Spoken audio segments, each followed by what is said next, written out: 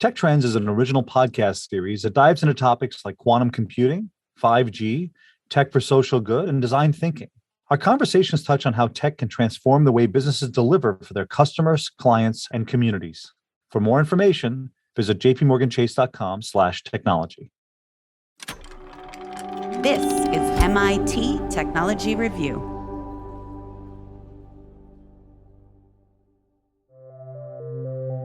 The International Space Station conducts research and development that can't be done on Earth.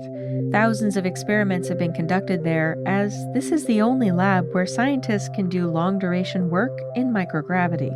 And that's been important to a number of developments, like how we treat disease and purify water. But the space station is starting to show its age, with intermittent repairs and safety concerns as it gets closer to its end of life. The countdown is on at NASA. The International Space Station will be retired after 23 years in service. Towards 2030, 2031, NASA will work on first lowering the ISS gradually closer to Earth, then in 2031 bring it back into Earth. But NASA will likely not build the next space station. Instead, the agency will depend on the technology of outside companies. This episode, we get an insider's look at what's next for space research with astronaut Michael López-Alegría. Dragon, SpaceX, go for launch. Earlier this year, he served as commander of Axiom 1, the first ever private mission to the space station. 10, 9, 8, 7, 6, 5, 4, 3, 2, 1, 0. Ignition. Stop. Go Falcon, go Dragon. Godspeed, Axiom 1. He's also the current holder of multiple NASA records for spacewalks. I'm Jennifer Strong, and this week we're live from Tech Review's flagship conference about emerging technology and global trends, EmTech MIT.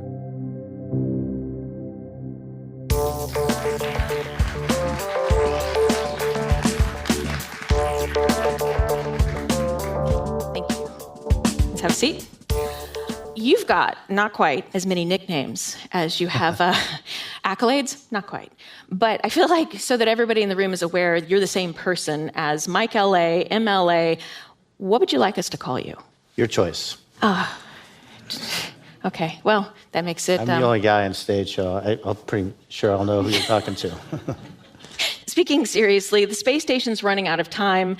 A number of companies are working hard to come up with alternatives.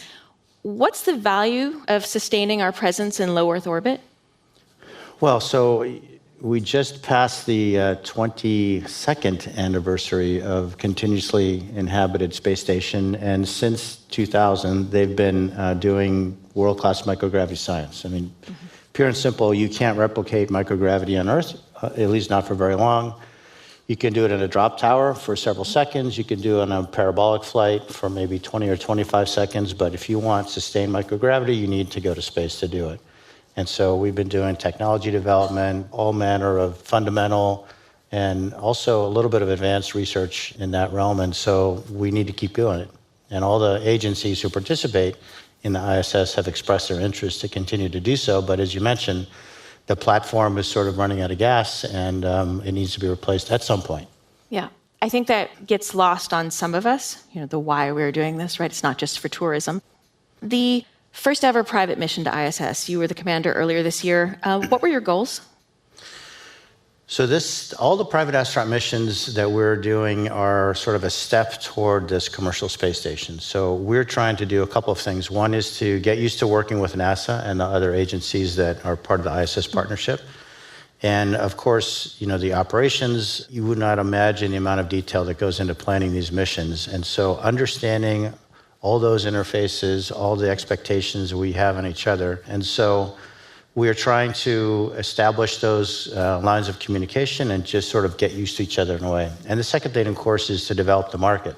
We want a government customer, but we also want private customers, both private individuals, like the 3 that were on AX-1. And we don't like the word tourism. That's not what we're about. Tourism has a place in commercial human spaceflight, but it isn't the ISS. That's a place to do really meaningful work. And so our 3 citizens teamed with research organizations from their areas, and they were super busy during the time we were up there. But that also helps foment this idea of generating an economy in low Earth orbit. So we need the demand, and that's the second part of why we do these private astronaut missions. How was it different from the previous NASA missions? I'm sure it had to feel really different, right? You're with different folks. It was remarkably similar and remarkably different in different ways. So the similar part, sort of as a human, when I got on the ISS, I hadn't been there for 15 years. The last time I was there, it was half its size. The crew was 3 instead of 7. It was a much less, I'll say, busy place. Now it is just loaded with, you can't go anywhere without seeing something going on a rack or on a module somewhere. And yet, it felt like, I use the analogy that it's like going home to the house that you grew up in that's probably been remodeled since you left, but it feels very familiar. And there was just something about it that I felt instantly like I was back there. But it's very different in not only in the ways I mentioned before, but for me personally, I was taking care of these 3 other folks, and it was very important to me that they be successful and they be satisfied. Because in addition to being my crewmates, they're my customers. So it's a strange needle that I had to thread in order to kind of try to check both blocks satisfactorily. Sure, that's very interesting. We have a poll question for the audience here, and that is, have you or your company considered conducting research in space? If you want to click on it, check yes or no, we'll get that for you just a little bit later. Also, I'm going to take your questions soon, so if you want to start getting those ready as well. Help folks understand a little bit more about the work you were doing and why it's important. Well, I think fundamentally what we're doing is taking gravity out of the equation. So it is a preponderant force here on Earth that, because of its importance, I guess its weight, it's difficult to see smaller forces like capillary effect, or when you light a match on Earth, the flame burns in a certain way because it's heating the air above it, and that's causing oxygen to flow. When you light a match in space, it burns spherically because the only way it gets fed is by diffusion instead of by convection. So all these forces that are unavoidable here can be removed out of the equation, and we learn things that are both sort of fundamentally interesting from a basic science standpoint, but also have applications. And that's where we go from research or scientific experiments into technology development. For instance, on AX-1, I did an experiment where we had tiles that were shaped either as pentagons or hexagons. In fact, the PI is here at MIT, if I'm not mistaken, and they were magnetized. And so if you ever looked at a soccer ball, a sphere is actually composed of these different shapes. And so the idea is you could release these things, and if you put them in the right way, they would all come together and make a sphere. And you obviously couldn't do that in gravity, but you're able to do that and to create structures, taking advantage of the microgravity environment is one of a million examples of what we can do in the absence of gravity. Yeah, and in terms of applications, you hear a lot about pharmaceutical research. Were there other applications that folks with you were working on or towards? Another example, so Eitan Stibe from Israel was taking a liquid polymer, and he was injecting it with a syringe into a ring, an annular shape, and he would wet the inside of the ring with this fluid and keep adding fluid until the liquid actually closed. And then if he kept adding fluid after that, of course, the liquid would adhere to the edge of the ring, but it would grow in thickness in the middle. And by adjusting that, he could make the shape be either convex or concave. And then we cured it with ultraviolet light, and it solidified in a matter of minutes. And so this is an idea that if you want to make lenses in space, for instance, for applications of looking out the window or making them in a microscope, another thing. So, I mean, I go on and on. They're all very distinct, but interesting in their own right. Yeah, I think I read you had 25 different experiments going on up there. That's right. And when you think about the history of ISS in those 22 years that I mentioned, I think the number is approaching 3,500. And just in a space of, a week and a little bit, we did 25. So we were pretty busy up there. Yeah, wow. Our Canadian Mark Pathy did the first ever two-way holoportation from space. So he was, in the lab. I was watching him, and he was having a conversation with people that he thought were literally floating in front of him. And, of course, the people on the ground thought that he was down there with them. So just another example, Larry Connor, the American, in conjunction with the Mayo Clinic and the Cleveland Clinic, was doing stem cell research in the life sciences glove box. So he would, it's got to be a very clean environment, and he had stem cell samples that he was treating with different additives, I guess, sometimes to promote growth, sometimes to actually kill the cells and study them later. We did some interesting work with tumor organoids that were looked at under a microscope, actually from the ground, and they found some interesting mutations that they would not have expected. Folks, do you have any questions? If you would, just raise your hand. We'll bring a microphone your way. How does it feel to be in an enclosed environment for long lengths of time? Do you mind to introduce yourself as well? Oh, Betty Jurina, retired assistant chair of computer science at New Jersey City University. Hi, Fantastic. Betty. Hi. So there's closed and then there's closed. I'll say that when you're the most closed probably is in a spacesuit. When you're doing a spacewalk, you're in a very tight-fitting spacecraft, if you will, which you're probably in for probably 8 hours or so at a time. You can obviously see outside, and it's the biggest contrast you can imagine because you're in this tiny suit, but you have the expanse of the universe before you. I think that, first of all, if you're claustrophobic, space is not for you. That isn't a particularly claustrophobic experience, but you definitely have the sense that you're in a sports car. It's really a very maneuverable, tight thing that becomes part of you. I'd say next on the spectrum is flying on the Soyuz, which is a Russian capsule. 3 people, incredibly small. Sometimes I look at it now in the mock-ups and I can't believe I spent 48 hours in it going to the space station. The Crew Dragon, the Space Shuttle, all about the same in terms, probably the Crew Dragon a little bit tighter, the Space Shuttle a little bit more. Once you get on an ISS, it's pretty roomy. The cylinders themselves are about 5 meters in diameter. And the corridors maybe 3 meters, it's square, and you can float freely. There are, several. There are more modules than there are people. And I remember on my long-duration mission back in 2006, 2007, I'd go an entire morning or afternoon without seeing somebody because they were all doing their things in their own module. So it doesn't feel certainly physiologically imposing. Now, there is that sense about, I can't go out if I want to. I guess people just get prepared for that psychologically, and it really isn't a factor. All right, do we have another question? Oh, I see one in the back there. Hello, my name is Bruce McCabe. I'm a futurist. How far are you going now with recycling and the experience there with both water and materials and that sort of thing in the ISS? Can you share a little bit of that experience? Yeah, thanks for the question, Bruce. So we do recycle most of the water. We like to say that yesterday's coffee is tomorrow's coffee.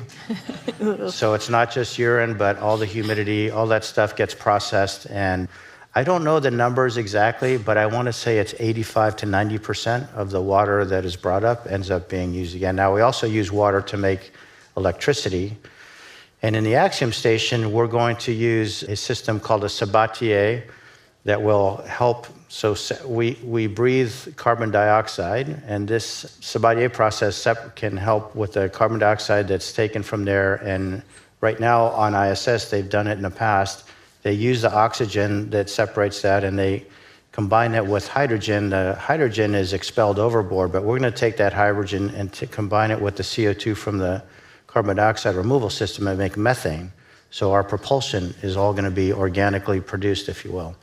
And so that's obviously very important. In ISS, it's the government price is somewhere around $50,000 per kilo to get something in orbit, so it's not cheap, but it's pretty close by. When you're thinking about going to the moon or even Mars, especially Mars, I should say, imagine, having to bring everything with you on a trip that's going to last 18 months maybe, and you've got to bring food, clothing, water, oxygen, propellant, all that stuff with you. The more you can recycle, obviously, the better, so it's important.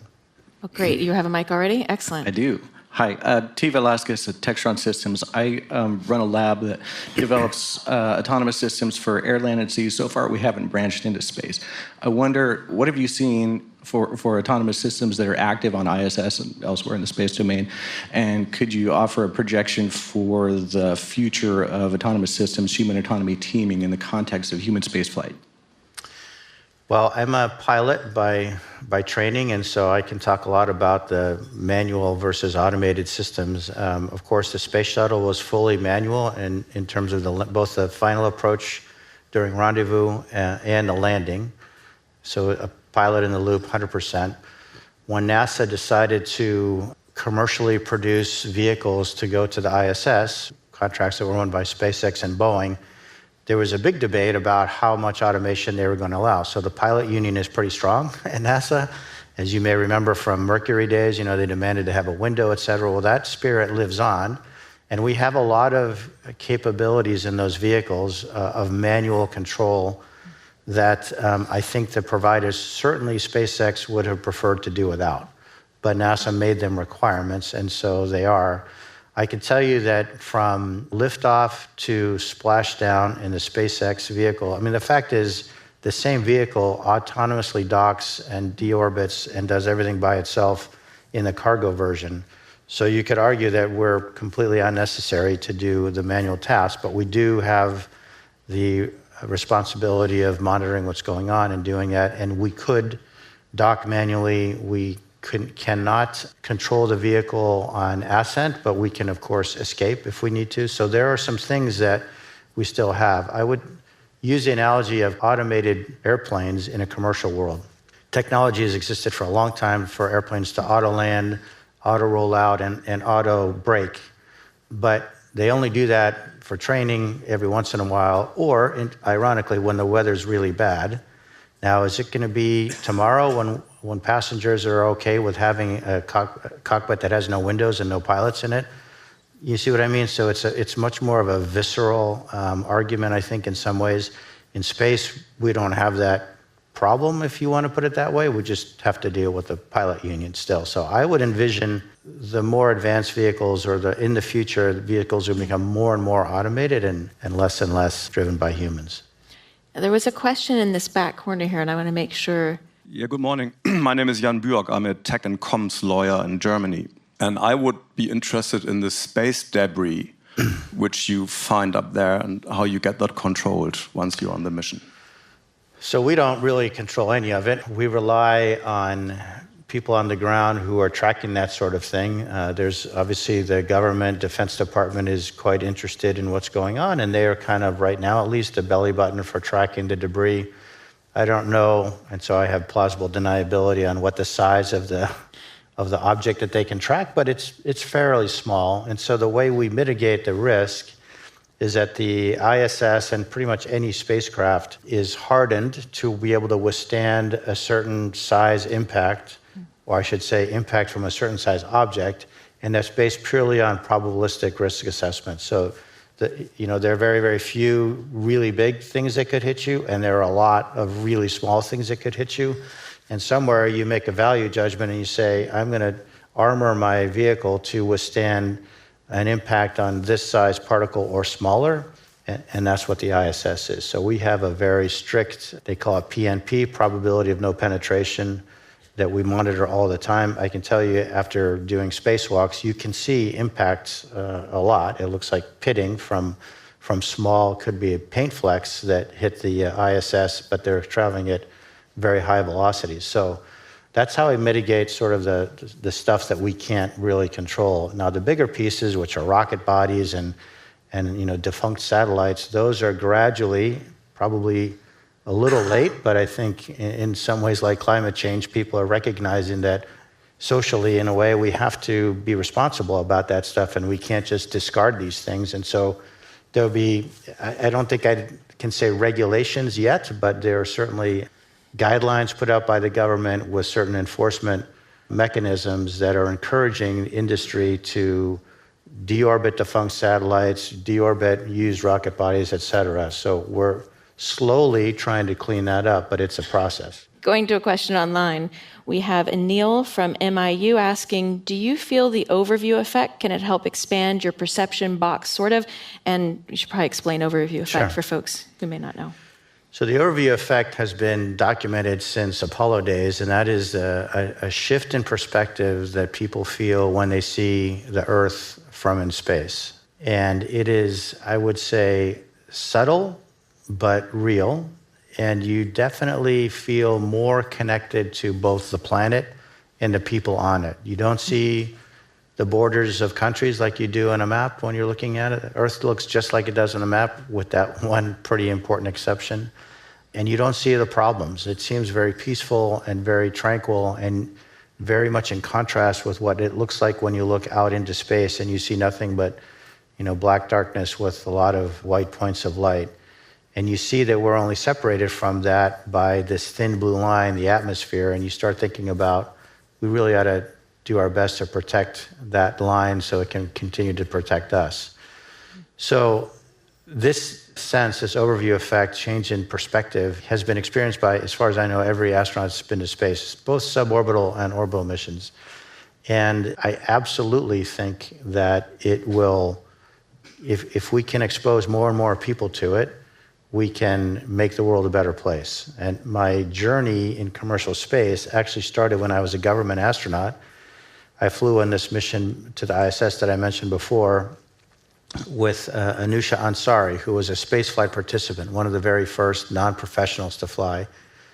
And I was a little skeptical, to be honest. And after spending time with her, both in training and in space, and seeing how she communicated, 2006, she was doing something called blogging, brand new thing. Lots of people were paying attention, people who otherwise wouldn't care about human spaceflight. And this started to dawn on me that this experience, we shouldn't jealously keep it. We should openly share it. And this concept of democratizing access to space has really kind of took hold then. And I truly believe that every human, and the 3 that flew with me on AX-1 will absolutely attest to this, who experiences that, whatever their footprint is on Earth, some of the people in that footprint will be affected by that.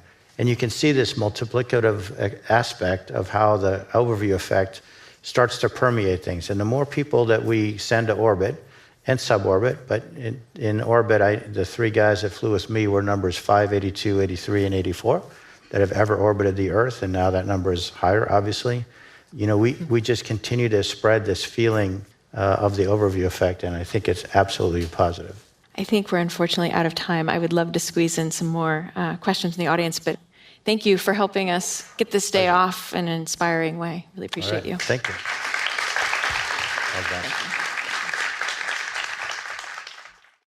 Tech Trends is an original podcast series that dives into topics like quantum computing, 5G, tech for social good, and design thinking.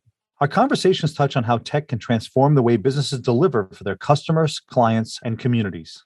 For more information, visit jpmorganchase.com/technology. This episode was produced by me, Anthony Green, and Emma Silikans. It's edited by Matt Honan, directed by Aaron Underwood, and mixed by Garrett Lang. The show was recorded in front of a live audience at the MIT Media Lab in Cambridge, Massachusetts, with special thanks to Amy Lammers and Brian Bryson. Thanks for listening. I'm Jennifer Strong.